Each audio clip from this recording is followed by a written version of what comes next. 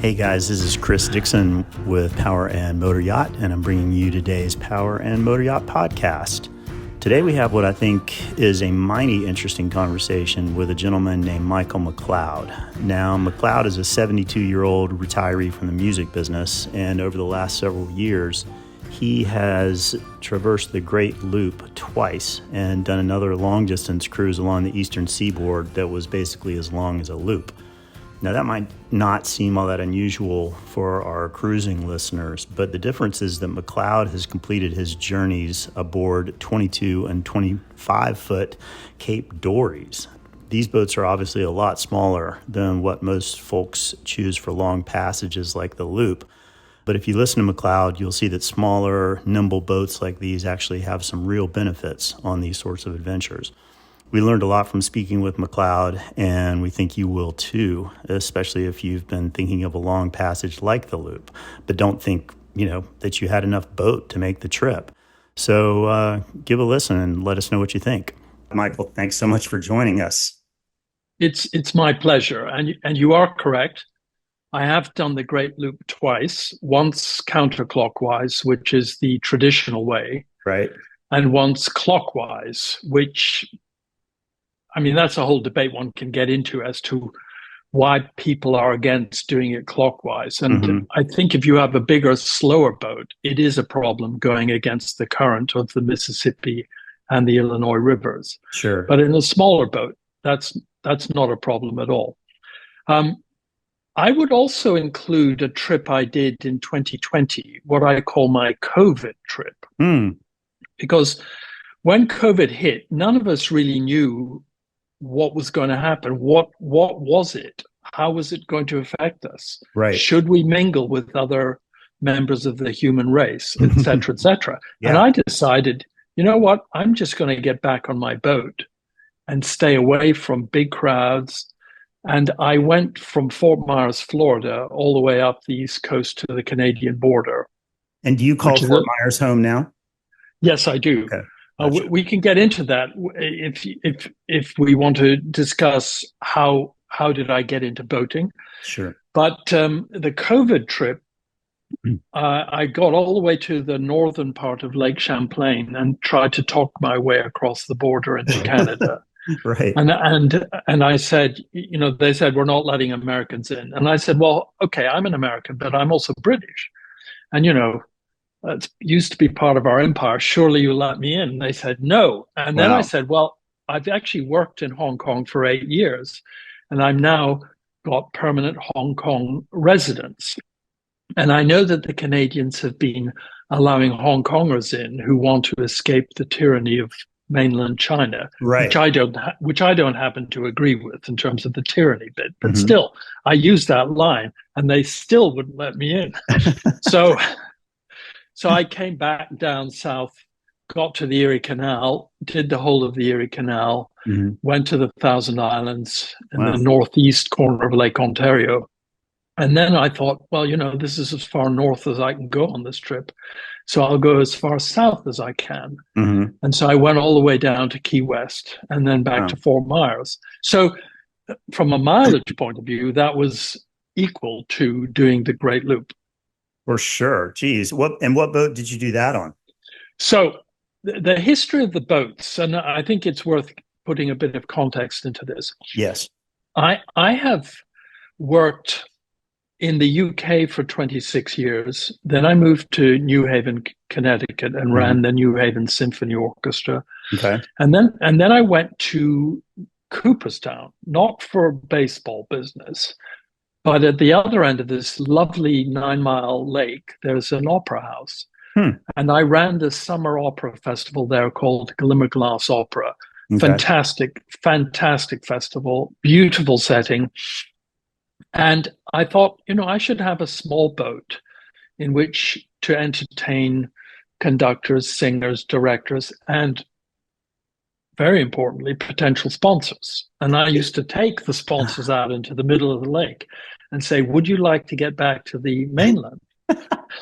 And in fact, on one occasion, I actually got $100,000 from this couple from Boston. Charming, very generous couple. And obviously this is done in jest, but they said, well, if you're going to charge us, how about 100,000? And I said, that'll do. And I took them back to shore. That's awesome. So I did some research in terms of the kind of boat to have, and I chose a 22-foot C-Dory. Mm-hmm. That's a capital C hyphen D-O-R-Y. Right. They're made in Seattle. I think largely for the weather of Seattle. So there's a little cabin at the front, and then inside the cabin, you've got a small cooking arrangement if you want, a small Mm-hmm. fridge if you want, porta potty. You can sleep in the V berth. I mean, it's good for one person, possible with two. I had no heating or no air conditioning, but that's the boat I bought for Glimmerglass, for the lake in Cooperstown. And while I was there, I did a 5-year stint there. I trailered the boat to Albany and took the boat down the Hudson River to Manhattan and went around Manhattan, the Statue of Liberty, etc., and came back. And then I had in this mind, I really want to do the Mississippi River. And I trailered the boat with my then partner to Minneapolis, St. Paul, Minneapolis, which is where Lock 1 is. It's regarded as the point in the Mississippi, the beginning of the navigable part. Gotcha. And we trailered the boat there and took it all the way down to New Orleans. Now, I choose my words here carefully because on the way down, there's this fantastic marina called Hoppy's, which is just south of St. Louis. Okay. The Mississippi comes in two parts, the upper Mississippi and the lower Mississippi. The upper Mississippi has locks, marinas, gas, fuel, etc. The lower Mississippi doesn't. And where do you demarcate that? Well, as I say, so when I got to Hoppy's, I really wanted to do the Mississippi all the way to New Orleans. But this wonderful woman who runs the place, or did then, I think she's retired now, she sort of organizes a tea party every day for all the boaters who show up. And she says to people, she said, are you going down the lower Mississippi, or are you going to go down the parallel waterway, which has locks, which has marinas, which has fuel, but which spits you out in Mobile? And she explained to me that the Mississippi flows even faster the further south you go. They've got barges of up to 49 barges tied. There's only one gas. I mean, you can buy diesel apparently in a few places, but if you want gas, and this was in 2009, there was only one gas station. And it's a 900-mile stretch. Yeah. So if you need to buy gas, you have to beach your boat on the banks of the Mississippi, a la Mark Twain, and then walk up to a car gas station and then fill up cans of gas and carry them down potentially a big steep slope back to your boat. I wasn't going to do it. So I chose the parallel waterway, which is called the TEN-TOM, the Tennessee Tom Bigby Waterway. And that was the wise decision. And that took me to Mobile. And then I needed to get to New Orleans because I was determined to get to New Orleans. And I said, how do I do this? And by the way, on this trip in 2009, I had only one form of navigation, and it was a handheld car GPS, which throughout my trip kept on saying, recalculating.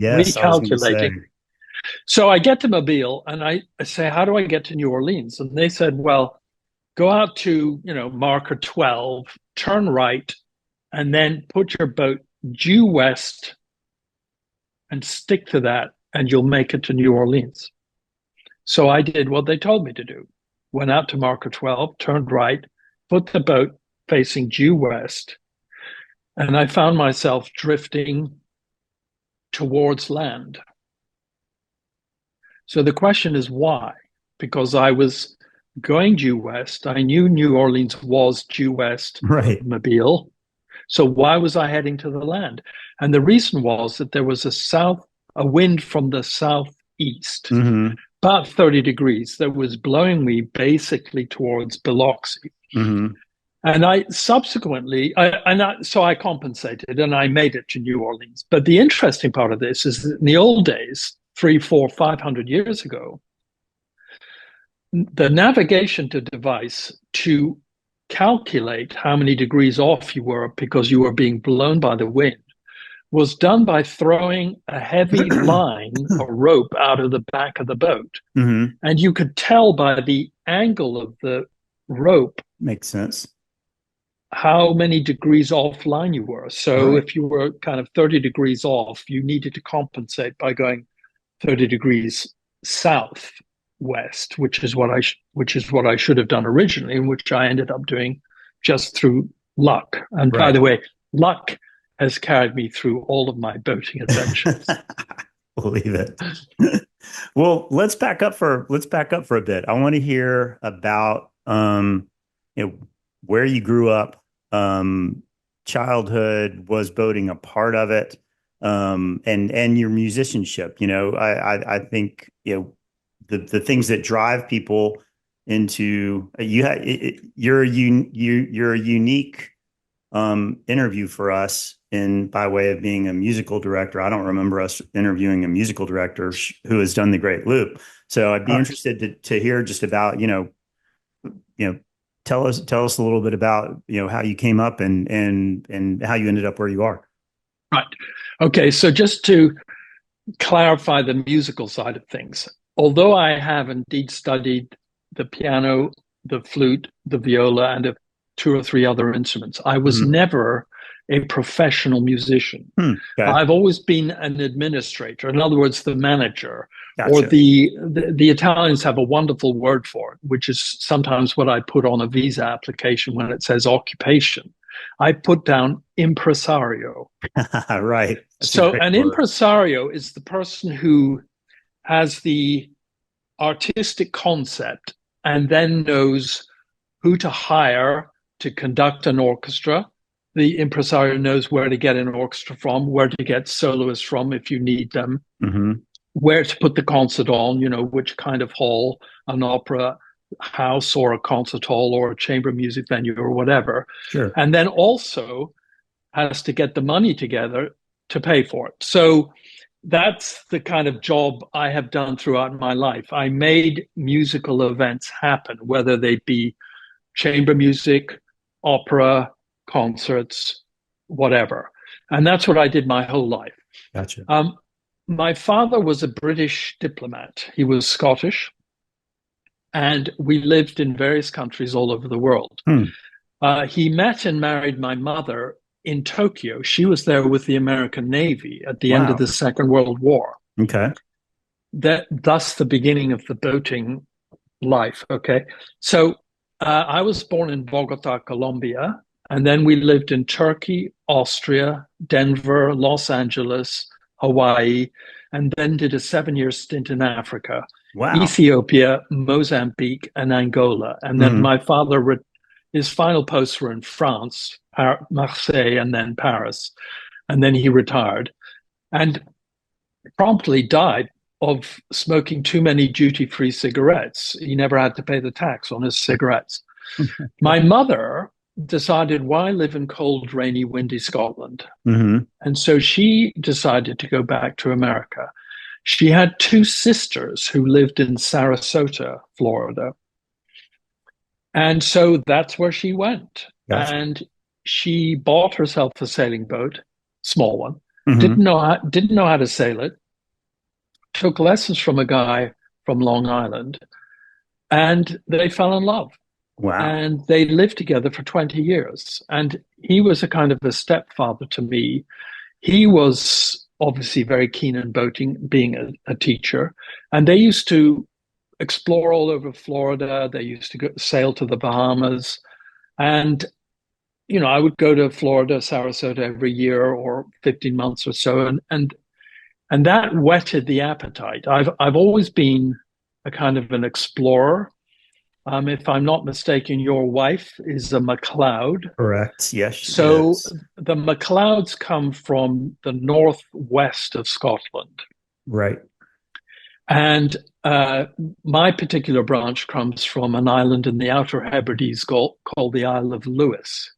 Yep. And in the mid 1980s, I wanted to go there, and I rode from London, and I rode a pedal bicycle all the way from London to the Outer Hebrides and Wow. saw where my paternal grandfather was born and where he lived. That's And really cool. topical these days, there's another famous MacLeod who came from the Isle of Lewis, to whom, for all I know, I might be related, and indeed your wife might be. And that is Donald Trump's mother Oh, was a right. MacLeod, Mary That's Ann right. MacLeod, and so she was he is the son of two immigrants. His Oh, father was Lord. German, and his mother was from Scotland. So I throw that out there for what it is. We'll have to do some family tracing. I know that her ancestors came into Charleston, the Charleston area prior to the Civil War. But I mean, we could go on and on about that for sure. Well, Yeah, tell me, right. okay, so how old were you when you moved with your mom to Sarasota? Well, And I didn't move with her okay, because you're already grown? I'd already started working, and I was Okay. working in Scotland and then in Hmm. London. So I Gotcha. would just go there for holidays. Um, Gotcha. so she has passed away, but again, following up on this explorer element to my personality, I'm not really a climber, and when I use the word climb, it's basically hiking, not Hmm. climbing. But I have climbed the tallest mountain in Britain, which is Ben Nevis. I've climbed Fujiyama in Mm. Japan. Cool. Japan is where my sister lives. She married a karate teacher and Okay. lives in Japan. And I decided, you know what? I'm going to climb the tallest freestanding mountain in the world, which is Kilimanjaro, just over 19,500 feet, Right. 5 days up, 3 days down. And it's this kind of thing that, I needed something to do when I retired. Now, I did an 8-year stint in Hong Kong running Mhm. the Hong Kong Philharmonic Orchestra. And the music business, if you're in management, is extremely intense. I can And I imagine. decided I don't want to phase out of it. I'm going to go from black to white, from working basically nonstop to not working at all. Hmm. So, how do you avoid being depressed and feeling empty? And so that is when I decided I'm going to do the loop. And so from Hong Kong, I looked at maps of where the loop takes you. And for those listening to this or reading this who aren't quite sure, Yeah, let's hear basically it. you can start it anywhere you want. It's a circle. But say you're in Florida, the traditional way of doing it would be to go up the East Coast, the Intracoastal Waterway, which is largely protected. Yep. You then cut across the Great Lakes, either the north side or the south side, and we can get into that later. And then you come down the river system from Chicago, either Illinois, Mississippi, and then the lower Mississippi. And some people do it, very few, but some people do it. Otherwise, the Tombigbee Waterway, which takes you to Mobile, and then you head east to the Panhandle, and then Hmm. you have to make a big jump across the Gulf of Mexico to the west coast of Florida, and then back to your base. Gotcha. So that's what I was planning on doing while I was in Hong Kong, and I looked at maps and I thought, and this will make you laugh. I thought, you know what? I think I need to find a place that has fresh water where I can keep my boat, Hmm. which has no tides, and because it would be inland, would be less impacted by hurricanes, which Right. tend to weaken when they hit land. And I found this town in the middle of Florida, halfway along the Caloosahatchee River, which Hmm. basically cuts from Fort Myers eastwards to Lake Okeechobee and then to Stewart on the east coast of Florida. And I thought, if I live in this town, I can go to the 75 miles east or the 75 miles west to get to either coast. And I actually flew from Hong Kong to Tampa, rented a car, and drove. And when I got there, I decided it wasn't quite right for me. Right. So That's the middle of Florida for sure.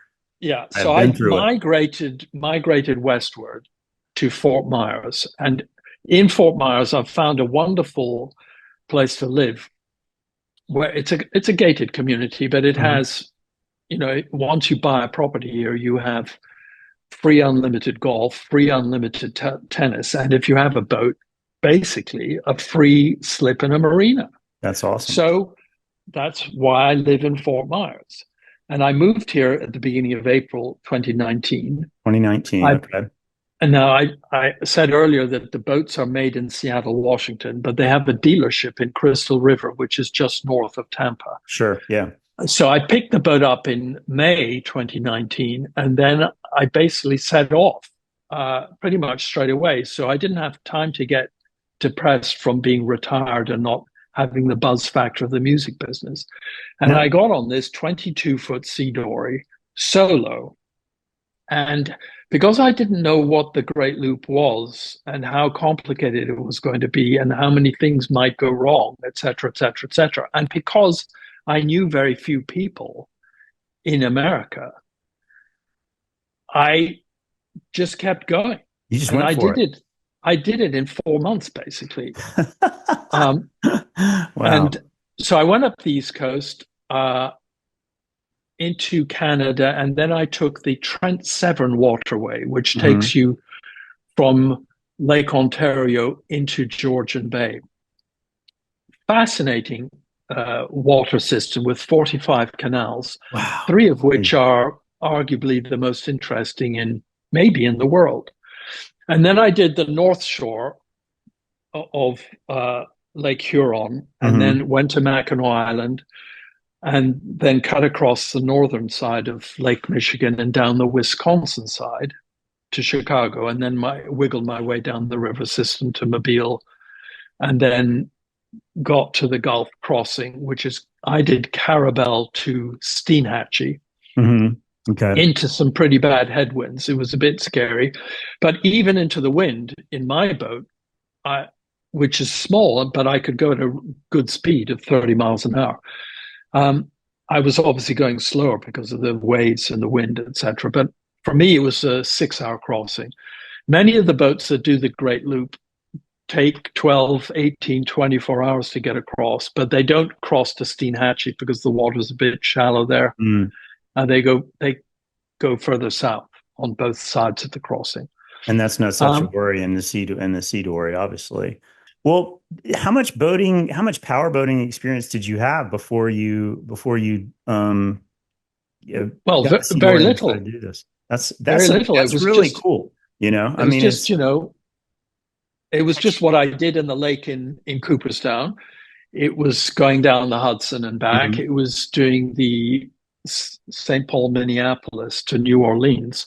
So actually, that's quite a bit I mean, if that's a you add good it up. bit for sure. And but But had you but so but it's interesting because you didn't you didn't grow up doing this. Did you grow up? I obviously grew up with a lot of adventure and different locations in your life, cultures, and experience sights and sounds. Would you consider yourself, did you and you hiked and such later in life and did these climbs, but were you real into camping as a kid? Would you consider yourself real adventurous even as a kid, or is this, and in other words, is this sort of a continuation of who you are, or these trips, or did it really sort of come on as you neared and got into retirement?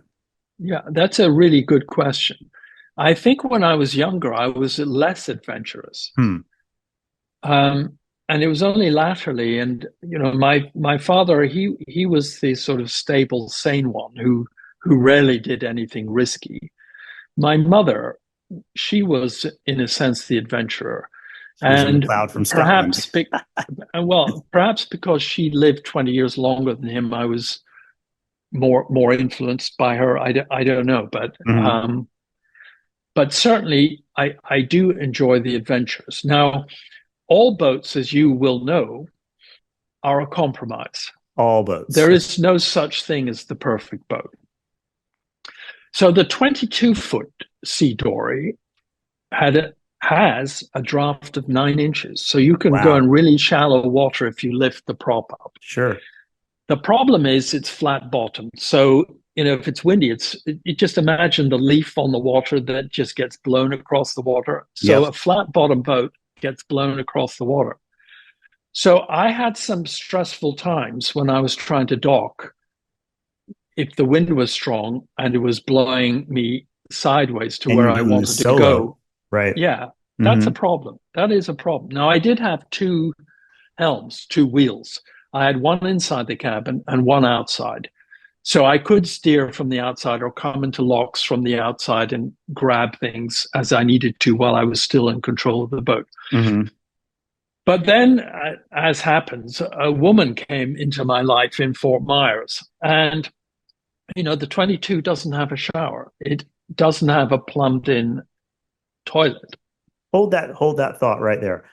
How Okay. we talked about how, and then I want to come right back to the lady that you met. When you were thinking of, I've done a lot of I've done a lot of van camping in my life. I've owned Yeah. 8 Volkswagen Westphalias, and Yeah. I'm always really keen on, you know, small spaces that you can make into functional living spaces, which is what good boats do Right. anyway. Right. Right.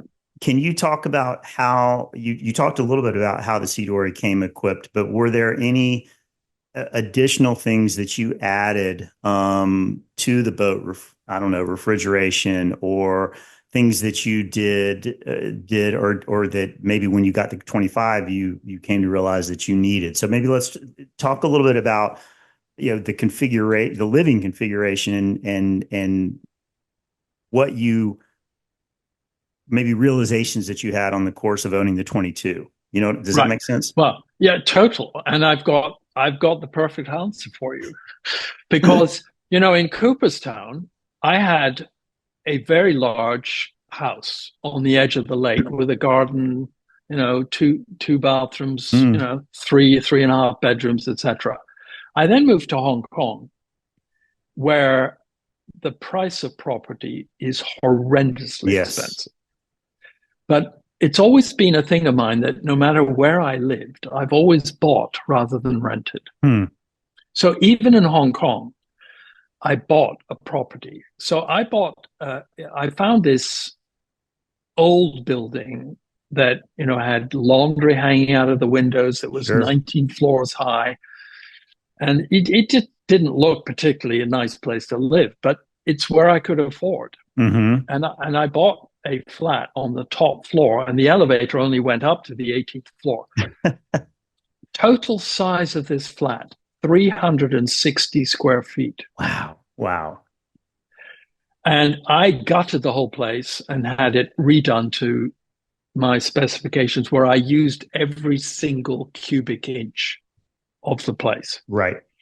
And I turned it into a 1 bedroom flat. And I just, it worked. Everything Mm-hmm. worked. I had a fantastic view looking over across the water onto Hong Kong Island. And I loved it. So moving from a flat that's only 360 square feet into a 22-foot C-Dory isn't the problem. Right. So the V berth is actually quite big. I told you I didn't have any air conditioning, built-in air conditioning or heating. I had two or three, they're kind of boxes where it gives off a little bit of cool air if you Mm-hmm. put it next to your face. And it runs off USB. Huh. So it's not Okay. particularly powerful. And of course, they're flying around in rough weather, etc. It didn't really do the job, but you learn by experience. And you mentioned Absolutely. at the beginning of this, my wisdom. Well, I'm not sure I have any wisdom. And in fact, I've always felt that my intelligence was artificial. Um, but anyway, I learned on the job, and I had a small electrical heater that if I had shore power, I could plug in, and that would keep me warm. Sure. Sometimes at night in some of the colder places, particularly up north. There was a very small fridge with a small freezer compartment, Okay. a porta potty, a small sink. But I think the thing that made this manageable was the Wallace, Wallas, Wallace cooker / heater. Okay. Now, this is a device that you have, it's probably 2 feet across and 1.5 feet deep. Mm-hmm. It's got two rings and it runs off diesel or kerosene. Okay.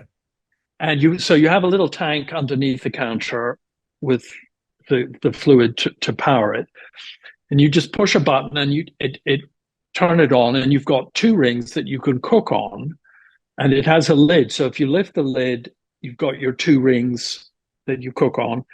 But if you want a heater, particularly if you're anchored and don't have shore power, if you turn it on and drop the lid, there's a fan element that blows the cabin air over the heating elements. Right. So it gives you heat as well. That made the trip for me because I could cook and I could stay warm, and it worked beautifully. And I'm sure it just sips fuel too.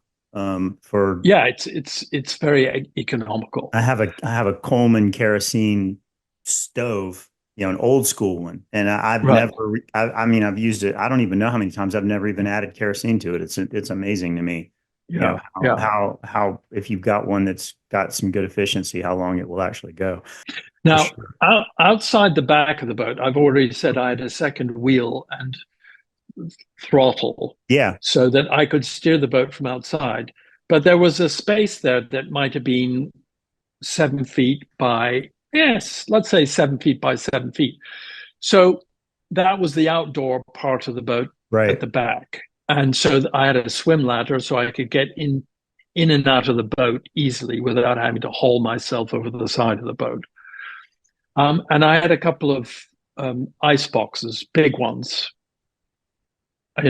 2 foot by 3 foot by 2 foot, where I could store things and throw ice into it, whatever. And I had I had a cable and I had them kind of padlocked inside the boat just in case anyone thought of removing them.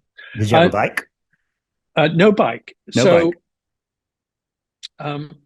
And I had quite a few fenders. I had 6 fenders because when you're doing lots of locks, you need fenders. And, people, I think, quite often don't realize how much space fenders take. And if you've got 6 of them, where do you put them? Yeah, yeah. So that was so I was using every single cubic inch outside the back.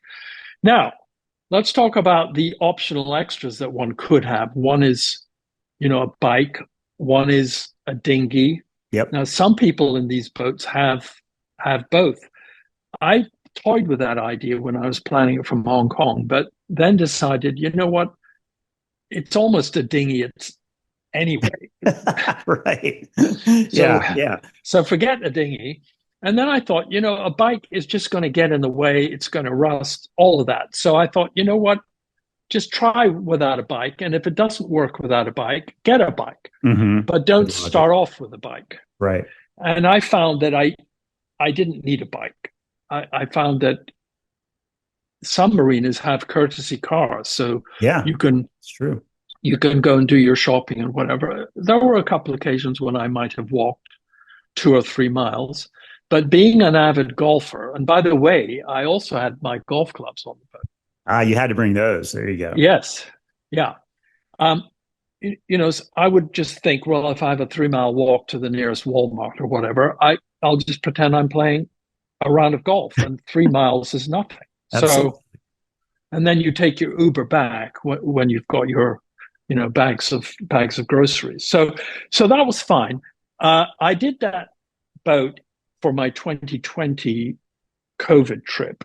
Did you have a kicker motor on it? I forgot to ask you that. No kicker motor, not even that. I also thought of that, and I thought, you know what? It's just going to get in the way, and I never needed it. Mm-hmm. What I did put on the boat was a rooftop air conditioner. On the 22 or the 25? On the 22. Okay. Which was heavy, which was ugly, which was noisy. Mm-hmm. They make noise. And if you're in the marina and have got one of those on, I don't like disturbing other people. I didn't like it. So we mentioned the woman who came into my Yes, life. I let's. thought I'm going to sell the 22 and get a 25, which has a shower and a plumbed-in toilet. And I got a marine air conditioning unit. Which is much, much quieter. Yeah. And we had a wonderful time. She joined me for parts of the clockwise loop. But, in the music business, in the opera world, and it's the same in the theater, there's a saying that goes something along these lines: never have animals or children involved in the production because something unexpected is going to happen. Always.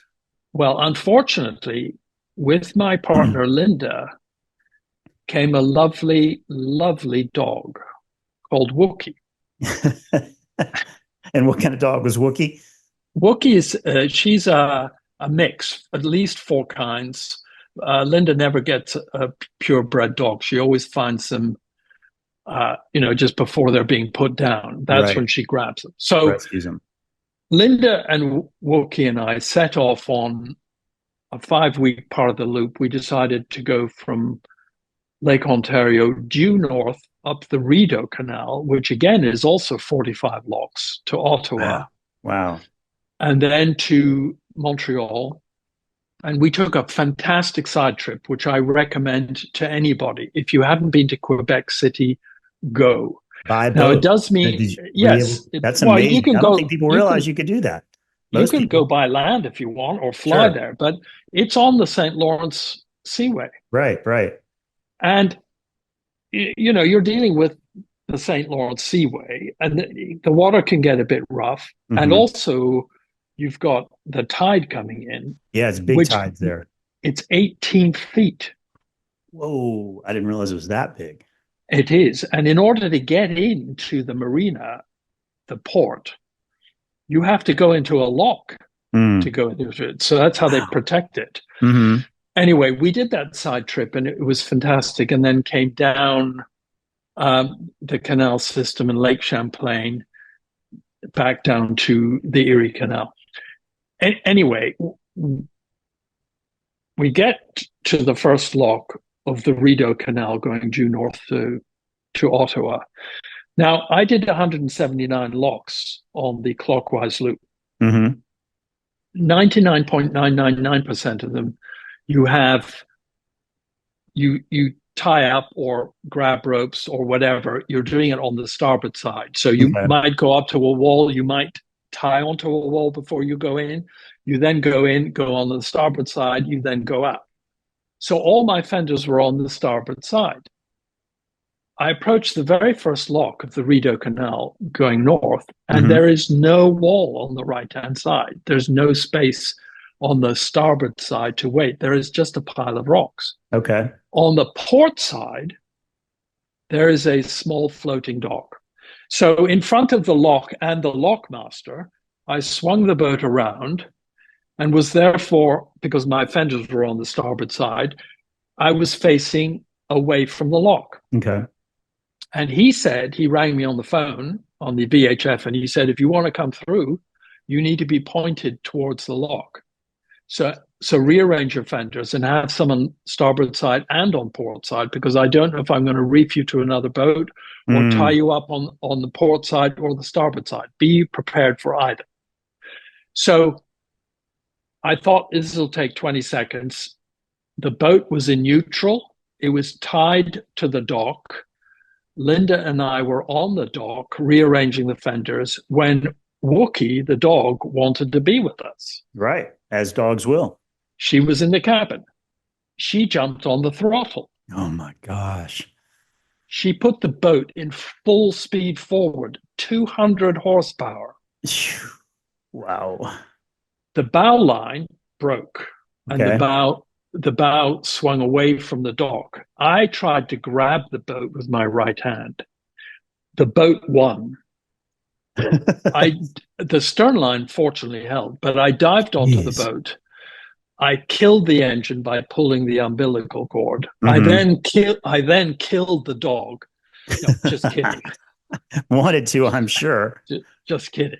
Um, but there was no damage to the boat. The stern line, it was so tight that we couldn't uncleat it. We had to cut the line. Oh, I'm sure. Jeez. Um, Thank and goodness it then held. yeah. What would So have been the the only, situation if it had not held? Like, where would the boat have? well, curtains, end of story, end of loop, curtains, Wow. end of Wow. dog. Who knows? Mm-hmm. The only damage was to my right shoulder, and I subsequently had two rotator cuff surgery repairs Jeez. and a detached bicep tendon reattached here.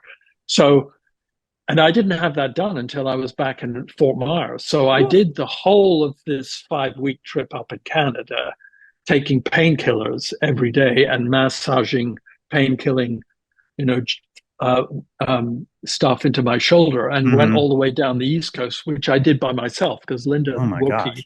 they did their own thing after that part of the loop. Mm-hmm. Um, so just you learn from experience. Just if you have a dog on board, just be careful. You never know what they're going to do. Talk about the difference between having a small, nimble boat on the loop versus a big tiara or something like that. So it's sort of these 2 points. What advice would you give to people, and maybe some things that you didn't initially maybe expect or appreciate about handling the boat alone, and then talk about the pros and cons of using a smaller boat on Right, passages like this. right. Well, first of all, if you're doing it solo, you've got no one to argue with. So that's kind of a Good plus. point.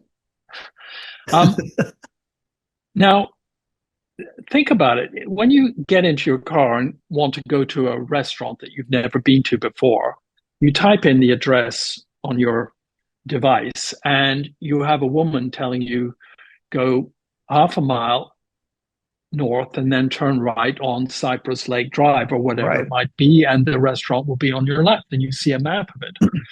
So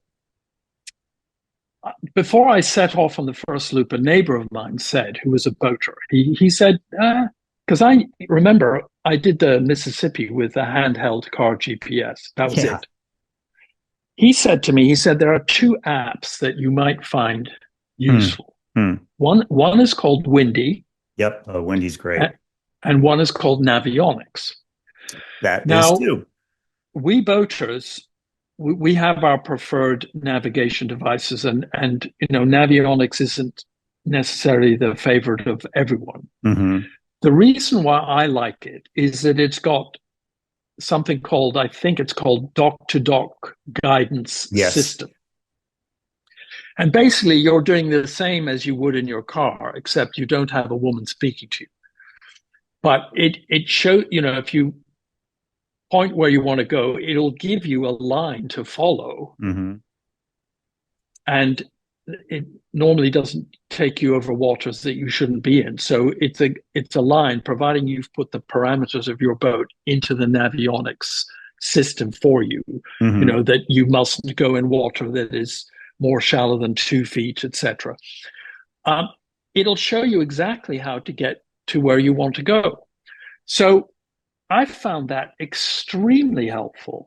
And I I don't know use how it I would here in have. the waters in Charleston too. Because Yeah, our waters are tidal and they shift and shallow. Yeah. So anyway, go right. ahead. Didn't mean to interrupt you. But anyway, I have no idea how I would have managed without Navionics. So Hmm. that is how I navigate. That is how I navigated, and that's how I will navigate. Interesting. Um, in terms of doing things solo, I think personally, I'm okay going up to a boat of about 25 feet, providing you can have a second wheel outside, Right. because this is a very important point. If you've got a boat, this from my elbow to my hand is the boat. If you tie it up at the stern by yourself, the bow can swing one way or the other Right. and give you lots of problems. Similarly, if you tied at the bow, the stern can swing out. So I made a point, and this was an optional extra that I put on both of my boats. I had a cleat put in the middle of the boat that I could reach from the outside wheel, which was on the starboard side. So when coming into a lock or when coming into a fuel dock or a normal slip or whatever it was, if I'm doing it solo and there's no one else to greet me, I developed a technique where I could do it by myself without any difficulty. And so what I would do is I would get the boat in parallel to the dock, and then find a cleat or whatever on the dock, or if it was a lock, the pole that you have to put a line behind, or a rope that you have to grab. I would always have that in the middle of my boat, which was close to my outside steering wheel, and providing that was tight. So I would pull it tight to the dock or to the lock wall or to whatever it was. And then the boat could maybe move 6 inches or a foot either way. But if the bow went out, the stern would stop it from going out too much because it would be, nudging the wall or the dock. Sure. Yeah. Similarly, so if you're solo, you need to have midship, cleat, and ability to tie the middle of your boat onto whatever you're trying to tie it onto, and then it won't go away. And that line, that single line, will hold you in place. Then you get off your boat. Then you get off your boat and then tie, a couple of lines, one at the stern, one at the bow, and then you can loosen that one in the middle or keep it there. That middle cleat and the middle line, to me, is critical for a solo sailor. So I'm saying 25 or less. Now, I have never been the captain of a bigger boat than that. And there are many, many people, in fact, the majority of people, who would rather have bigger boats and who maybe always go out with at least one other person. Right. And they have 2 bedrooms or 3 bedrooms and 2 heads and whatever. And it's like a floating condo. And that is their choice. And they like it. And good for them. I'm a more basic guy. I actually like the idea of feeling that I'm back in my mother's womb. And so when you're in a 22-foot boat, you're in the V-berth, you're essentially not literally in the water, but you're in or below it. You're certainly not above it. That's for and sure. There's something primordial about rocking gently in the bosom of a boat in the water where I feel I love it. I just love it. I feel protected. I feel safe. And that's why I do it. That's awesome. I don't want a floating condo. I want a boat. And so, no, yeah, go ahead. Well, I was going to say, so I said earlier, no boats are perfect. I'm going to get another one, which is going to be a 25.5-foot C-Dory again, but this time it's going to be a catamaran. It's called a tomcat. Tomcat, right? Now, right. And I'm thinking that this is going to have 3 things that are better than the 25, which is what I did the second loop in, because the 25 has a flat bottom. So it also tends to drift. And, navigating it and stopping it from blowing in the wrong direction is tricky. You have to be really, really good. And it's single engine. So the Tomcat will have 2 engines. And I think that will make it easier to steer. And, you can either steer with the wheel, or you can steer by putting one engine forward, the other in reverse to spin quickly. And it's also going to have this new technique called joystick technology. Is amazing technology. Yeah, which means that even with 2 outboard engines, you can make the boat go sideways. So you can pull up next to a fuel dock and then just switch to the joystick and then have the boat go sideways into the fuel dock. It's going to be great. That should be a game changer for you, for sure. Right. And as someone sardonically put it, that Wookie, the dog, should be able to steer the boat using her nose on the joystick. Right. So I think that's going to be much better. Secondly, it's going to be a smoother ride because instead of having one flat bottom hull that goes splat, splat, splat, Mm-hmm. particularly into a headwind, this was going to cut through the smaller waves. And so I think that's going to be great. And the third thing is that, you call it a V berth because in smaller boats, the sleeping area is in the shape of a V. Exactly. But on the Tomcat, the sleeping area is the same size as a queen size bed. Wow. It's rectangular. So bigger sleeping area, more comfortable ride, easier to maneuver. I'm so looking forward to this boat, which I should have in February. Very cool. And who knows where I'll go in it. But as you know, I'm an adventurer. Have you driven a cat yet? I've been on one and I've driven it for a few minutes here and there. But that having been on one in Lake St. Clair, I stayed with a friend while I was doing the loop last time. A friend entertained me for 3 days on Lake St. Clair, and he had a 26-foot cat, and it was just so much more comfortable. Yeah. So they are. It's amazing. And, yeah. So really looking forward to it. Another point that you had made was, or that I'm wondering if you'd comment on, is just the idea of the smaller boat giving you the ability to do two things. One is to find moorings more easily. Two is to get, if you want or need to make a lengthy passage fast, it's easier to do. Would you posit that, that is the case? And well, you've hit on something that I think is really important. Mm-hmm. If you've got a 47-foot boat, you can't just show up at a marina at 4:30 in the afternoon and say, "Have you got a slip for me?" Right. They might well say, "No, we don't." Mm-hmm.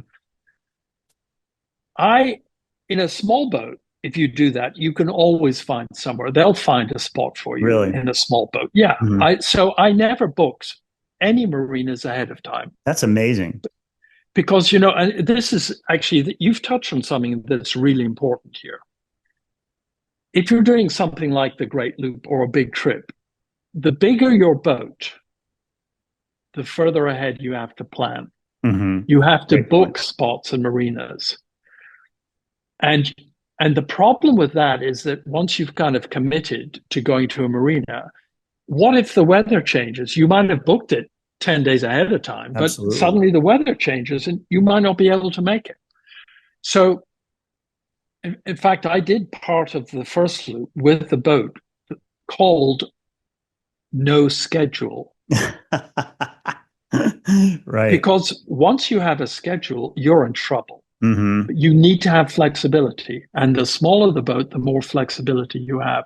If the weather's iffy, you just stay another night where you were. If you need to go fast, you can. Mm-hmm. I mean, in the 25 C-Dory, I could get up to 39 miles an hour. I tend to talk in miles an hour. So, I could move it if I had to. Mm-hmm. Yeah, and that is also important. So, you can duck and dive in a way that you can't in a larger boat. Do you think though that it makes you? Does it make you savor the experience any less being able to go faster? You know what I'm saying? Like if you're in a 7 or 8 knot, trawler, you can only go so fast, Well, this is horses for courses. Some people like that. There are some passages, particularly on the Great Loop, that, frankly, are boring. Mm-hmm. Sure. And if you're only going at 8 miles an hour, 9 miles an hour, that could increase the boredom. But you've reminded me about something that I wanted to say, which was that on the first loop, because I knew few people and didn't know what the loop entailed, I thought I just better do it. So counterclockwise, I did it in around 4 months. The second loop, I did much slower, maybe 6 months. I'm speaking in round figures here. And the reason for that is not that I traveled more slowly. It's because I did exactly what you're talking about. I savored the places Mm, and stayed longer without moving right, right. and spent more time with friends.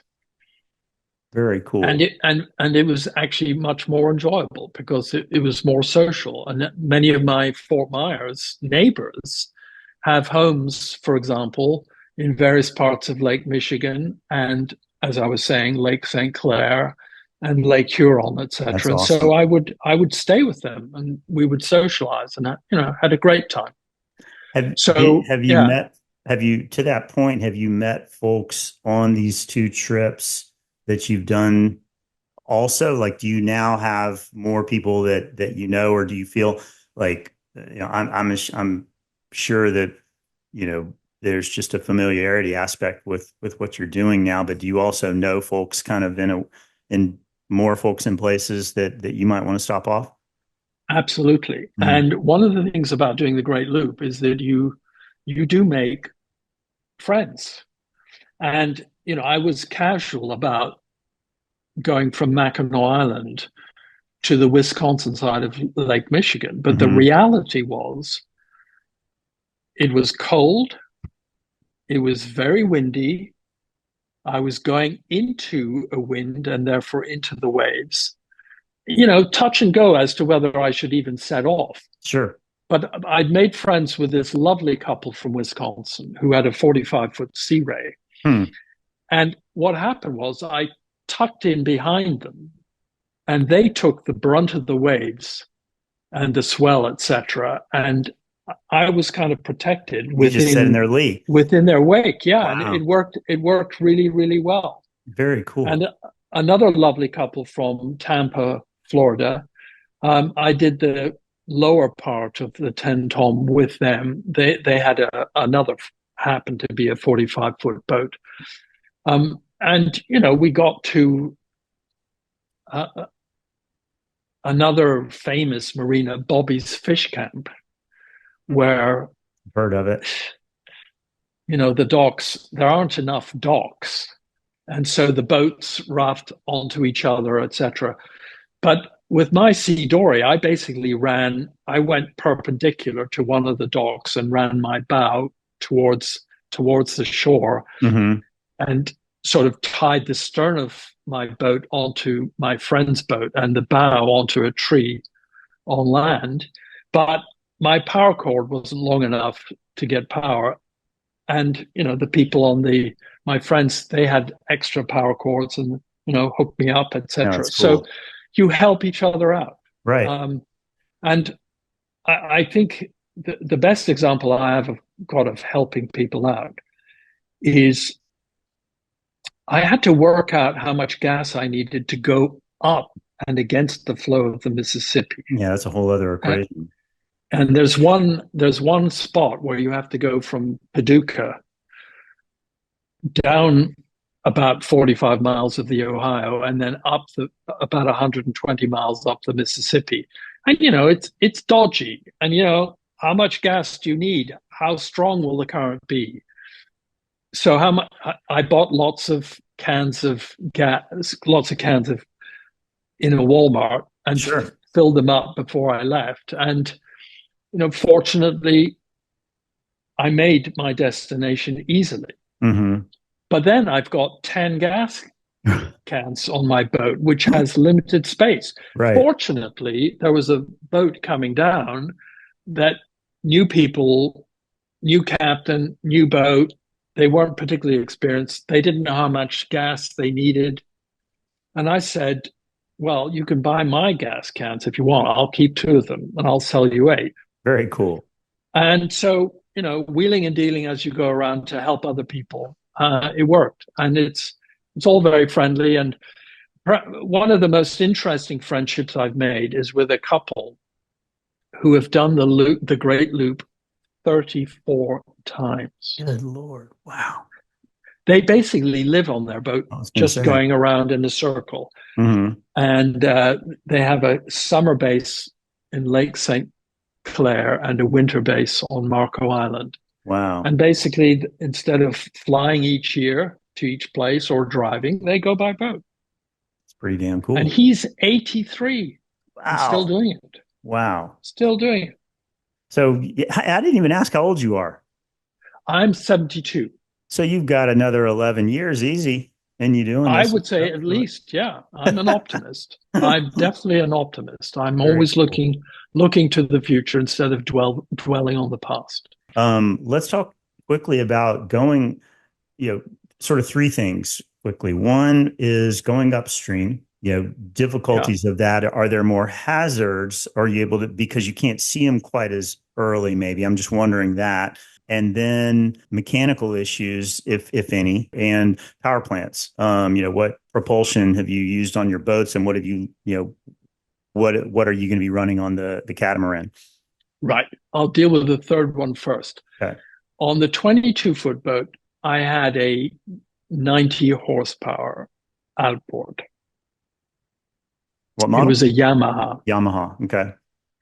On the 25, I had a 200 horsepower Suzuki. Mm-hmm. And on the Tomcat, I'm going to have two Suzuki 140s. Wow.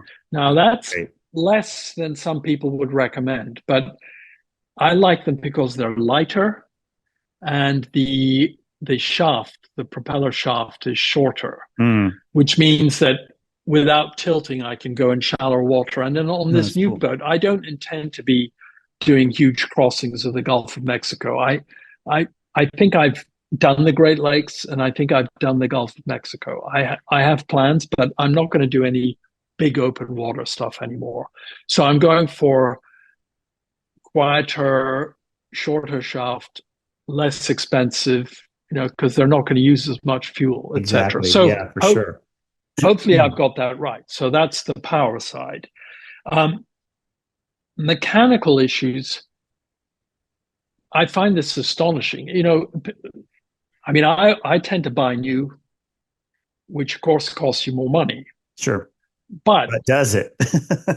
but does it? Well done. What does boat stand for? Boat means bring out another thousand. For sure. No question. Um, so mechanical issues, I had absolutely none on last year's loop on the 25 Amazing. foot. None whatsoever. The only issue was my shoulder. Yep. On the COVID trip, which is just as many miles as a great loop, no mechanical issues. Wow.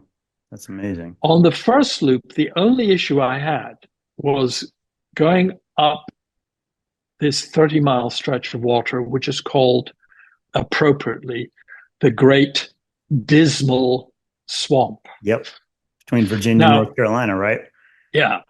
Now, the main problem I had was that I tend to, by the way, this is also relevant for people who are trying to find slips that maybe you haven't booked. Mm-hmm. If you show up at 4:30, the marina might be full. If you show up at 2, it might not be. Right. So Good I point. tended to get up earlier and get going earlier and tie up for the place where I'm going to stay. By the way, we haven't discussed anchoring, which I Yeah, think is a that's fascinating I topic. wanted to talk about Yeah. that too. Um, and also, it's not a universal truth, but it's a good guideline that big bodies of water tend to be calmer in the morning, Yes. and then they might Definitely. get a bit rougher in the afternoon. So that's another reason for traveling in the morning and tying up for the day at 1 o'clock or 2 o'clock or whatever. Also, as I've said earlier, getting a chance to get a slip in a marina. Yeah. So when you're on the Great Dismal Swamp, and if you're the first boat out, the water is covered with a film of green moss. And therefore you can't see really what's in the water. Wow. Yeah. Yeah, sure. And I hit a log. Now, fortunately, it only bent the prop. It didn't stop it from functioning. Mm-hmm. And by the way, aluminum versus steel props. Yeah. If you have a steel prop, the log won't bend it, but the force might bend the drive shaft. Yep. If you have aluminum props, they tend to go first, and your drive shaft might be okay. So anyway, I could carry on, and then a nice guy actually, and I had a spare prop on the boat. Spare anchor, spare prop. Those are the two things that I carried as basic kind of extras, just in case. So I did need the spare prop when I got out of the Great Dismal Swamp, and put the spare on, and the guy straightened the blade, and I was fine. Cool. Now, going upstream as opposed to downstream, this is an interesting one. If the flow, and by the way, I know the speed of the flow of the Mississippi. I know it fluctuates a bit, but when I was on this pass loop, I decided to put the boat in neutral and see what speed I was going at. Sure. And the boat was moving at 5.2 miles an hour, just drifting on the Mississippi. If you are, the thing to watch out for on big rivers, particularly the Mississippi, is logs. Yeah. And debris. If you're going with the flow, obviously your boat is moving faster. Say you're going, the engine is going at its 15 miles. Let's say it's going at 10 miles an hour. The engine is going at 10 miles an hour, and the flow of the river is 5 miles an hour, which means you are traveling at 15 miles an hour. Yep, absolutely. If you do it the reverse, the boat is going at 10 miles an hour, the engine, but because of the speed of the river, instead you are actually only going at 5 miles an hour. Yep. Much less impact. Yes. And so if you're going upstream, you'd think, well, all the debris is coming at you faster. It isn't.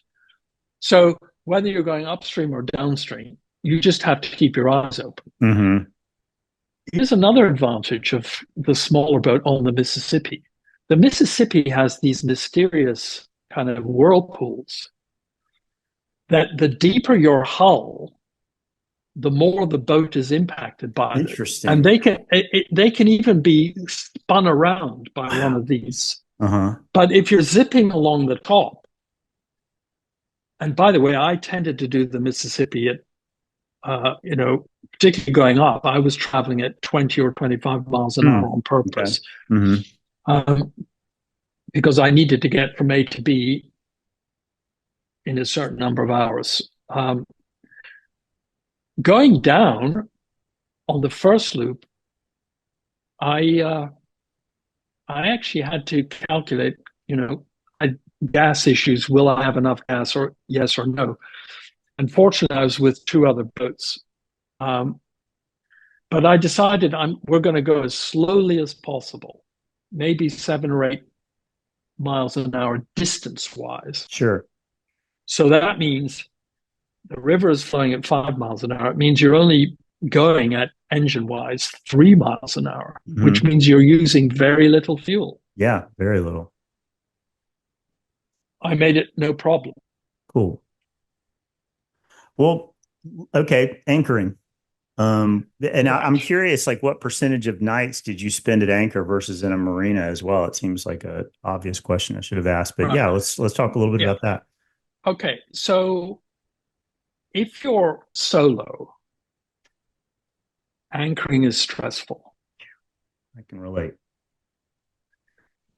You have no idea if another boat's going to break loose from its anchor and hit you, or if the flow of the water is going to, wash you somewhere where you shouldn't be. And so getting a decent night's sleep is problematic. The first night I anchored, the water was too shallow and it was tidal, and the boat, fortunately, it was low tide at about midnight. So the boat was actually basically on the ground. So I had a quiet night. It wasn't moving.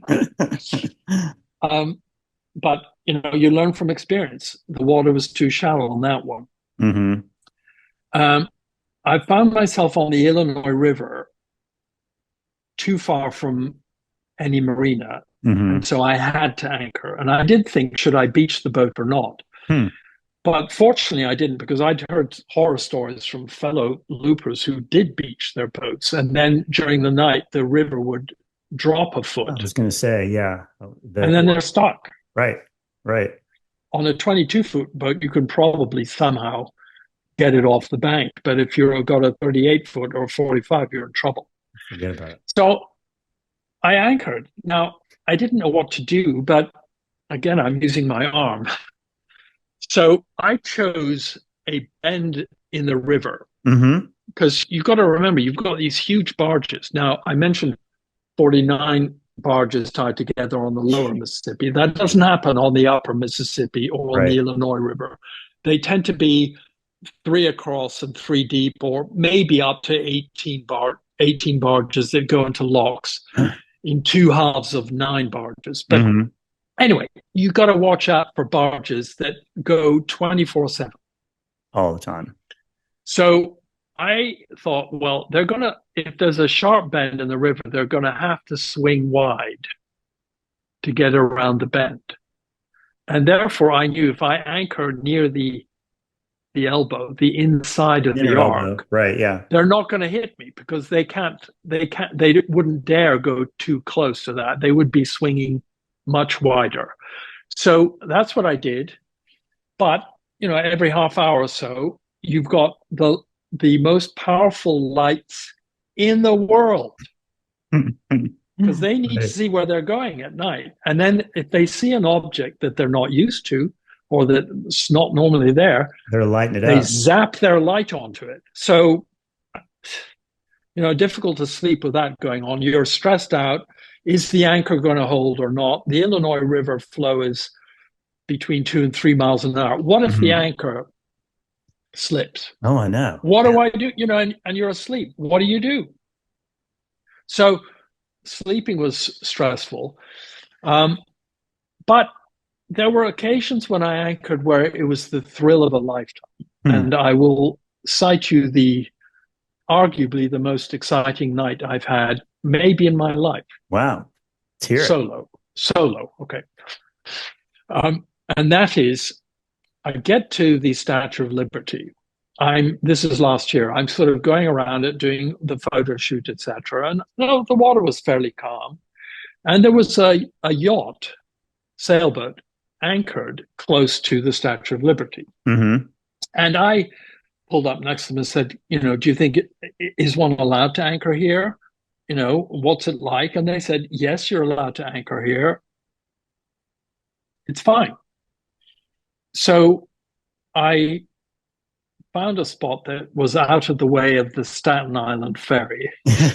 Yeah, that's key. And I anchored, and I thought, you know what? The other sailboat, by the way, then disappeared. He went off somewhere. And I thought, oh dear, why is he left? I wonder why. And I thought, I'm going to do it. So I anchored fairly close. You can't anchor next to, but fairly close to the Statue of Liberty. Mm-hmm. And I slept reasonably well for an anchorage night. And I woke up just in time for the sunrise. And I've got this fantastic video on my iPhone that I took where I pan, the Manhattan skyline all the way to the Statue of Liberty. And then I zoom in and I said, this is where I am. I have been anchored last night. And it was just a glorious moment. Man, that's so cool. Really, really, really, really exhilarating to do that. Yeah. But, solo, it's stressful. I think if there are 2 or 3 of you on a boat, then you can take shifts if you want to worry, exactly. Where 2 of you can sleep for 6 hours and then have a 3-hour stint or whatever. So, anchoring is great, but I think it's probably less stressful if there's more than one person on the boat. Makes good sense. Well, any particular places that you're really looking forward to getting back to on this next adventure you take with the Cat C-Dorys? So, somehow I'm going to get this boat back up into Canada, and I may well take it up the East Coast, part of it with Linda and Wookie. Cool. She's got a more space as well, fortunately. Or I might trailer it up there. One of the advantages of the C-Dory Tomcat is that it just fits into trailerability without That's having great. to have someone in front of you waving yellow flags, etc. Yeah. You know what I mean? Yeah, it makes a huge difference. Huge difference. I would say that my favorite part of the entire Great Loop is the Canadian sector, the Trent Severn waterway between Lake Ontario and Georgian Bay, and the Rideau Canal between Lake Ontario and Ottawa and Montreal, and that whole bit. The Chambly Canal I like as well. Cool. So I would like to do all of that again in the Tomcat, and I think we're planning on doing that next summer. So I'm really looking forward to that. And that boat will have full head with a shower? Yeah, full head, shower. Conditioning? I've got an improved air conditioning unit put in. I've got a quiet water pump. The last one would wake people up in the marina. Quiet water pump. I'm fingers crossed. Again, I've said there's no such thing as a perfect boat, but this one I think is going to be perfect for me. There you go. And that's the important thing. Right. Yeah. A 45 Sea-Dory, a 45 boat might be perfect for someone else. But this one, I think, I hope, I pray, is going to be perfect for me. And I'm really looking forward to it. Very cool. Well, man, this has been a really interesting conversation. I really appreciate it. The last thing I want to ask you is there anything that we left out? And if not, if not, it's been awesome anyway. Right. Well, I don't think there's anything we've left out. Cool. And all I would say is that anyone who's thinking of doing the Great Loop or a major boating trip, but who hasn't done it before, I would say go for it. Enjoy it. You're going to have an experience of a lifetime. That's awesome. So enjoy, because remember, our days are numbered. Got to make the most of our time here. So, my favorite saying is, if you're not living on the edge, you're taking up too much space. That's great. Well, Michael MacLeod, I can't thank you enough for taking over an hour and 20 minutes to chat with us on the Power and Motor Yacht podcast. And I'm looking, frankly, really forward to seeing some of your imagery too. It sounds like it's going to be really great, and all the best. And this is Chris Dixon with Power and Motor Yacht signing out, and we'll see you guys on the water. Thanks, Michael. Thank you.